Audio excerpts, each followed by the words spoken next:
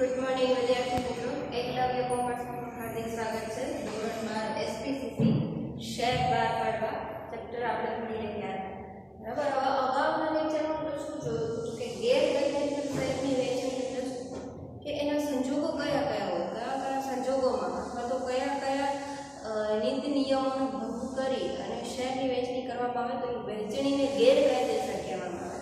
તો એમાં એ હતું, પહેલું હતું કે જે અરજદારો છે અને કંપની છે એ બે વચ્ચે જે શેર છે એ શું છે, તો કે એક પ્રકારે કરાર છે।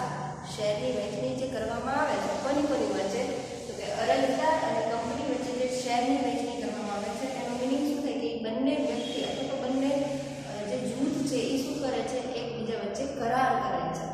કંપની અરજદારોને શેર આપે છે અને સામે અરજદારો જે છે કંપનીને શું પ્રોવાઈડ કરે છે, શું પૂરું પાડે છે, તો કે પૈસા પૂરા પાડે છે, રકમ પૂરી પાડે છે।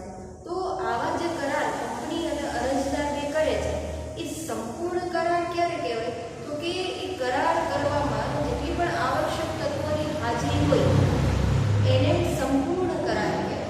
હવે જ્યારે કંપની અને અરજદારો કરાર કરતા હોય એટલે કે શેરની વેચણી કરતી હોય કંપની, અને એવા સંજોગોમાં જો સંપૂર્ણ તત્વોની હાજરી ન હોય, બરાબર છે, આવશ્યક તત્વોની હાજરી ન હોય તો એવા કરારને શું કહેવાય, તો કે ગેરકાયદેસર શેર વેચણી। હવે તમને એમ થાય કે ભાઈ એવા કયા તત્વો, કયા આવશ્યક તત્વો કે એની હાજરી શેર વેચણીમાં હોવી જરૂરી જ હોવી જોઈએ, જો એની હાજરી ન હોય તો એને ગેરકાયદેસર શેર વેચણી કહેવાય। તો એમાં આપણે જોયું હતું કે પહેલું તત્વ કયું હતું, તો કે દરખાસ્ત। જ્યારે કંપની શેર બહાર પાડતી હોય ત્યારે અરજદારો શું કરે છે, જે શેર અરજી આપે છે, કોને આપે છે, તો કે કંપનીને આપે છે, એ શું કર્યું હતું કે શેર ખરીદવા અંગેની દરખાસ્ત અરજદારોએ કંપનીમાં મોકલાવી એમ ગણાય, બરાબર। ત્યાર પછી શું હતું કે જેટલી દરખાસ્ત કંપનીને મળેલી છે એનો સ્વીકાર કરવાનો, કે દરખાસ્તનો સ્વીકાર, એ કંપનીને જેટલી પણ દરખાસ્તો એટલે કે અરજીઓ મળેલી છે એ અરજીઓનો પહેલા તો એને સ્વીકાર કરી લેવાનો હોય છે, બરાબર। પહેલા તો શું કંપનીને કરવાનું હોય કે અરજીઓ જેટલી કંપનીને મળે છે અરજદારો તરફથી એ અરજીઓનો શું કરી લેવાનું, તો એનો સ્વીકાર, દરખાસ્તનો સ્વીકાર કરી લેવાનો હોય। ત્યાર પછી શું કરવાનું હોય છે, તો કે જ્યારે સંચાલક મંડળની મીટિંગ થાય અને એ મીટિંગમાં શેર વેચણી અંગેનો ઠરાવ પસાર કરવામાં આવે, રિઝોલ્યુશન પસાર કરવામાં આવે, ત્યારે એને શું ગણે, તો કે દરખાસ્તનો કંપનીએ સ્વીકાર કરેલો છે એવું ગણે। પહેલા તો કંપનીએ શું કરી લેવાનું, તો કે જેટલી પણ અરજીઓ આવેલી છે એને લઈ લેવાની હોય, સ્વીકાર કરવો એટલે કે એને લઈ લેવાની હોય છે, બરાબર।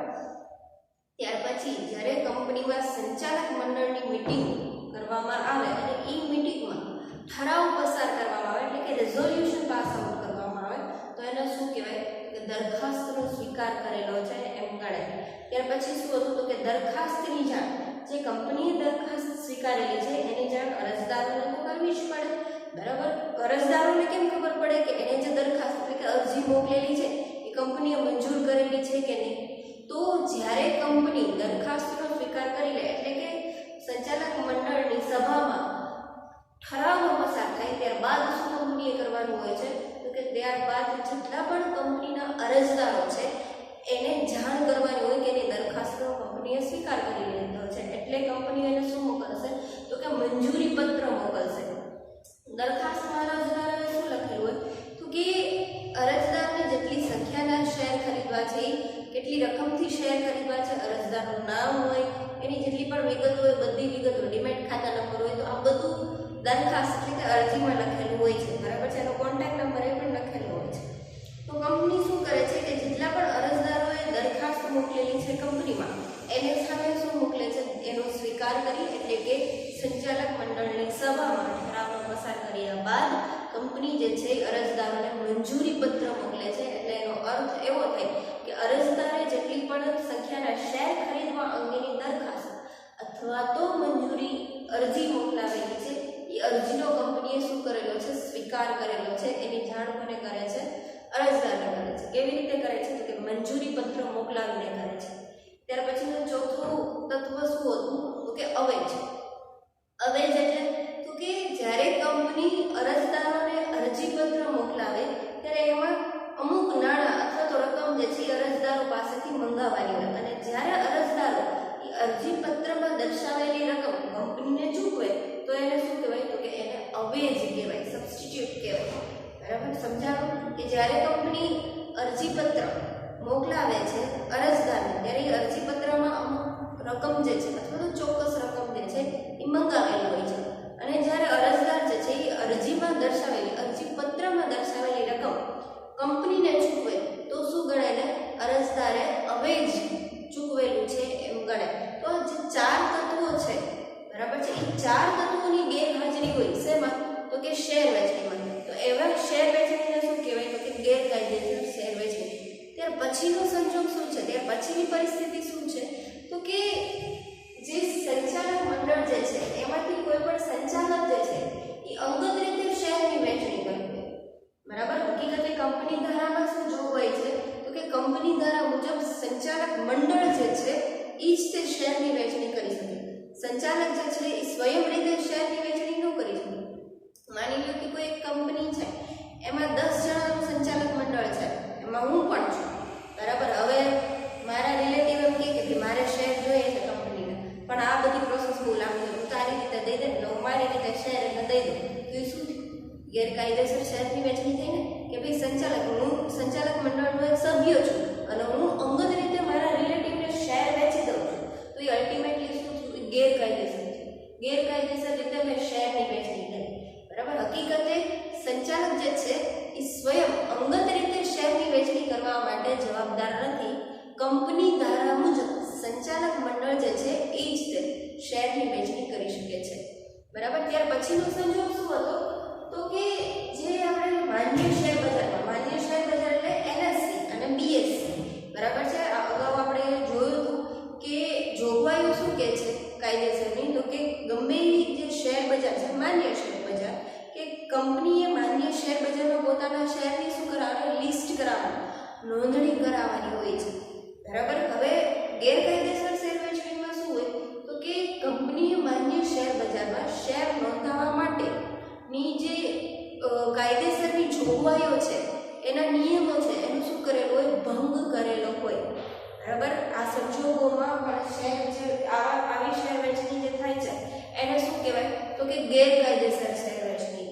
સમજાણું? હજી એકવાર રિપીટ કરી દઉં કે માન્ય શેર બજારમાં શેરની નોંધણી માટે જે કાયદેસરના જોગવાઈઓ છે અથવા તો એના નિયમો છે એનો ભંગ કરી અને શેરની વેચણી કરેલી હોય તો એવી વેચણીને શું કહેવાય? તો કે ગેરકાયદેસર શેર વેચણી. હવે જ્યારે ગેરકાયદેસર રીતે શેરની વેચણી થતી હોય ને, ત્યારે તમારી સાબિત કરવા માટે અરજી કરવી જરૂરી નથી. જ્યારે ખબર પડે સંચાલક મંડળને અથવા તો સેબીને અથવા તો શેર બજારમાં, તો એ જે શેર જે છે એ આપોઆપ રદ થઈ જાય, બરાબર. હવે મેં એક્ઝામ્પલ આપ્યું કે ભાઈ હું એક સંચાલક મંડળનો સભ્ય છું, બરાબર. અમે લોકો 10 જણા છીએ, હવે એમાંથી હું મારા રિલેટિવ્સને શેર આપી દઉં, બરાબર. જ્યારે શેરની વેચણી થતી હોય અને કોઈને કીધા વગર, સંચાલક મંડળમાં કોઈને જાણ કર્યા વગર હું મારી રીતે જ્યારે શેર વેચી દઉં, તો એ શું થયું? તો કે ગેરકાયદેસર રીતે મેં મારા રિલેટિવ્સને શેર વેચી દીધા. હવે જ્યારે સંચાલક મંડળને આની જાણ થાય, કંપની ધારામાં આની ખબર પડે અથવા તો સેબીને આની જાણ થાય, તો એવા સંજોગોમાં મેં જે મારા રિલેટિવને શેર આપેલા છે ને એ શું થઈ જાય? આપોઆપ રદ થઈ જાય. આના માટે મારા અરજદારે અથવા તો બીજા કોઈ વ્યક્તિએ જાણ કરવાની જરૂર ન પડે, અરજી લખવાની જરૂર ન પડે. આ વસ્તુ જ્યારે જાણ થાય, બરાબર છે, તો એવા સંજોગોમાં શેર જે છે એ આપોઆપ રદ થઈ જાય છે, બરાબર. અરજદાર જે છે શેર રદ કરવા માટે અરજી લખી ન શકે. શું કામ? કેમ કે એણે પણ શેર કેવી રીતે લીધા હોય? ઇલીગલ, ગેરકાયદેસર શેર લીધા હોય, એટલે એ અરજી ન લખી શકે. જો અરજી લખે તો બે હલવાઈ જાય, હું હલવાઈ જાઉં અને મેં જેને શેર આપેલા છે એ હલવાઈ જાય, બરાબર. બેને દંડ થાય. એટલા માટે આમાં શું થાય કે આ જ્યારે ખ્યાલ આવે અથવા તો આવી રીતની જે શેર વેચણી છે એ આપોઆપ રદબાતલ થઈ જાય છે.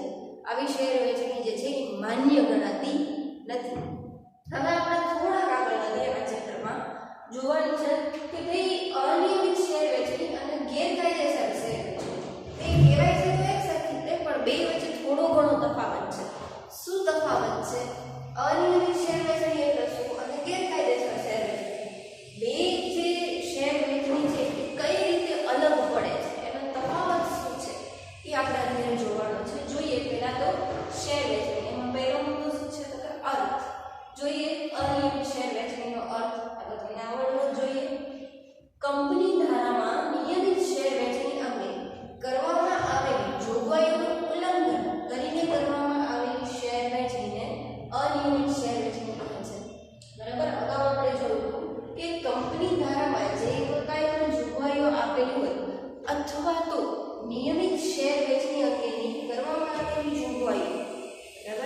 પણ કંપની ધારામાં જોગવાઈઓ આપેલી છે, કોની જોગવાઈઓ આપેલી છે તો કે નિયમિત શેર વહેંચણી અંગેની જેટલી પણ જોગવાઈઓ આપેલી છે એનું ઉલ્લંઘન કરીને, એનો ભંગ કરીને જે શેર વહેંચણી કરવામાં આવે છે એને શું કહેવાય તો કે અનિયમિત શેર વહેંચણી કહે છે.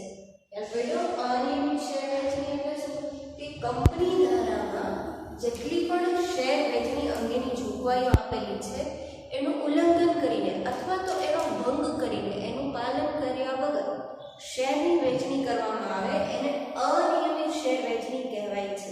બરાબર. હવે ગેરકાયદેસર શેર વહેંચણી એટલે શું એ જોઈએ તો કે ભારતીય કરારના કાયદા હેઠળ કાયદેસરના કરારની કે કંપની ધારાની અન્ય કાયદેસરની શેર વહેંચણી અંગેની જોગવાઈઓનું પાલન ન કરીને કરાયેલી શેર વહેંચણીને ગેરકાયદેસર. જો બેમાં કંપની ધારાની નિયમિત જેટલી શેર વહેંચણી આવેલી છે એની જોગવાઈઓનું પાલન કર્યા વગર જે શેર વહેંચણી થાય, આ બેમાં કોમન જ છે. બરાબર. અનિયમિત શેર વહેંચણી અને ગેરકાયદેસર શેર વહેંચણીમાં આ બે કોમન છે. પણ અનિયમિત શેર વહેંચણીમાં ખાલી એટલું જ કીધેલું છે કંપની ધારામાં જેટલી પણ જોગવાઈઓ આપેલી છે, કઈ જોગવાઈઓ તો કે શેર વહેંચણી અંગેની જેટલી જોગવાઈઓ આપેલી છે એનું ઉલ્લંઘન કરીને, એનો ભંગ કરીને જે શેર વહેંચણી કરવામાં આવે એને શું કહેવાય તો કે અનિયમિત શેર વહેંચણી. જ્યારે અહીંયા શું કીધેલું છે કે ભારતીય કરારના કાયદા હેઠળ કાયદેસરના કરાર. બરાબર. શું કામે કરાર શબ્દ વાપરેલો છે?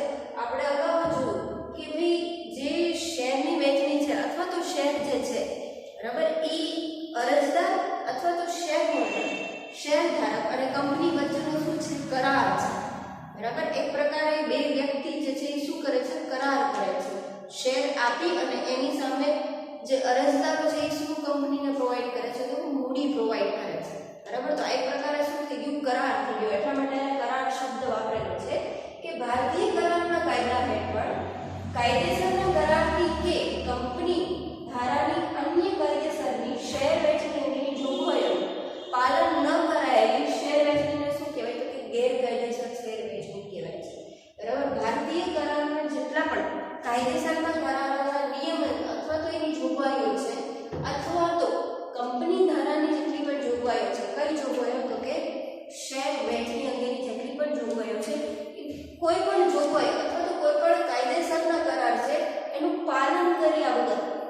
બરાબર. અહીંયા બે વસ્તુ તમારે ધ્યાન રાખવાની છે કે ભારતીય કરારના જેટલા પણ કાયદા છે અથવા તો કાયદેસરના જેટલા પણ કરારો છે એ કરારોનું પાલન કર્યા વગર અથવા તો કંપની ધારાની જોગવાઈઓનું પાલન કર્યા વગર, એક પણ જોગવાઈ અથવા તો એક પણ કરારની પાલન કર્યા વગર એનો ટૂંકમાં ભંગ કરીને એના વિરુદ્ધ જે શેર વહેંચણી કરવામાં આવે છે એને શું કહેવાય તો કે ગેરકાયદેસર શેર વહેંચણી. બરાબર. અહીંયા તો ખાલી નિયમોનો અથવા તો જોગવાઈનો ભંગ કરેલો હતો. અહીંયા તો કોઈ પણ કરાર, કાયદેસરના જેટલા પણ કરારો છે એનો ભંગ કરીને અથવા તો જેટલી પણ જોગવાઈઓ છે એનો ભંગ કરીને એનું પાલન કર્યા વગર જે શેર વહેંચણી થાય છે એને શું કહેવાય તો કે ગેરકાયદેસર શેર વહેંચણી. બરાબર. આ તો થયો અર્થ. કોણ?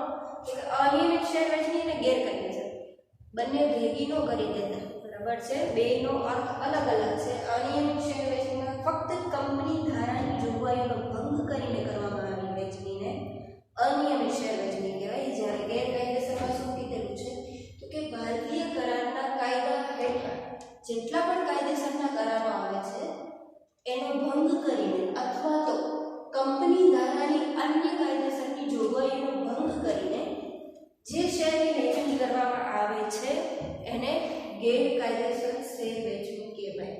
બરાબર. ત્યાર પછીનો મુદ્દો જોઈએ. ત્યાર પછીનો મુદ્દો શું છે તો કે સંજોગો.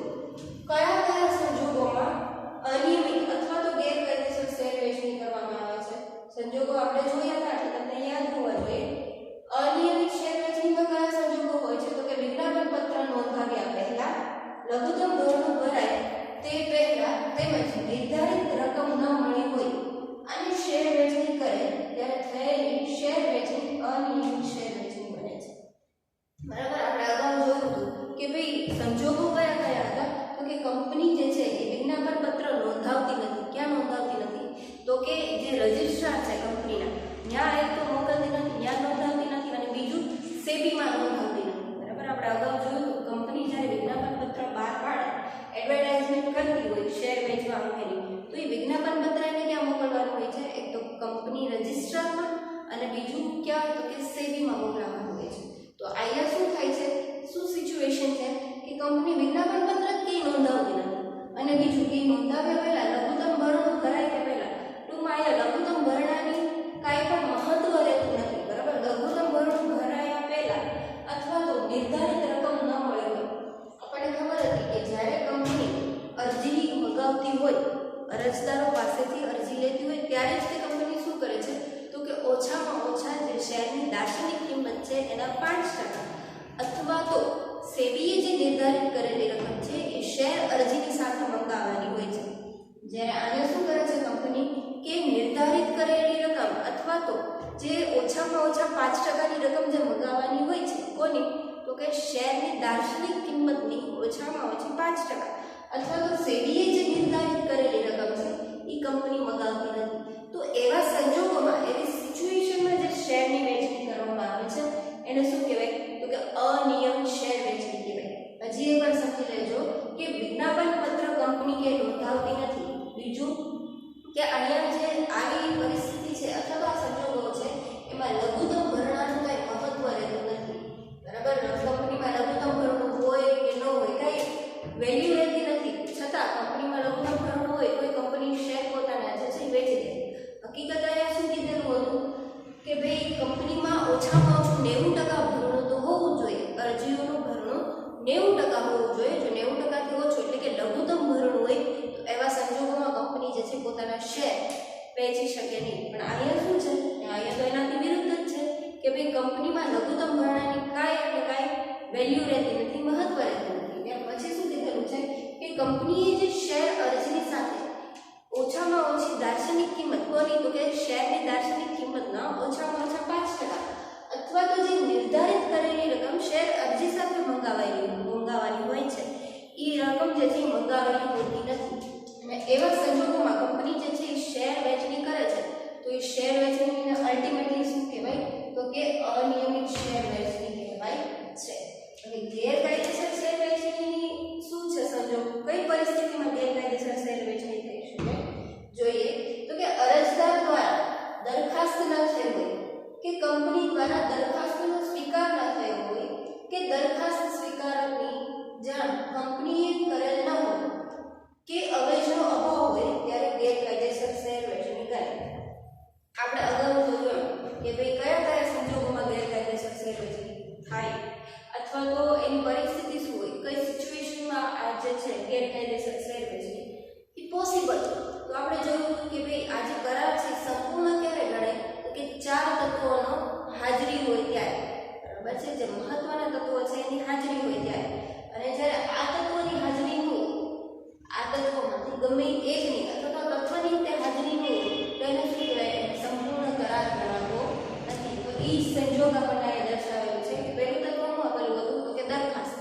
અહીંયા અરજદારે દરખાસ્ત ન થઈ હોય. બરાબર છે, અરજદાર દ્વારા દરખાસ્ત ન થઈ હોય. મેં જેમ કીધું હોય કે મારા રિલેટિવે મને કીધું હોય કે ભાઈ મારે કંપનીના 5000 શેર ખરીદવાના તો કંઈક કર ને લઈએ દે. એટલે હું શું કરું, એણે દરખાસ્ત તો કંપનીને મોકલેલી નથી ને, એણે શું કીધું તો કે મને અંગત રીતે જાણ કરી, જે સંચાલક છે એના અંગત રીતે જાણ કરી દીધી કે ભાઈ મારે 5000 શેર લેવા છે આ કંપની.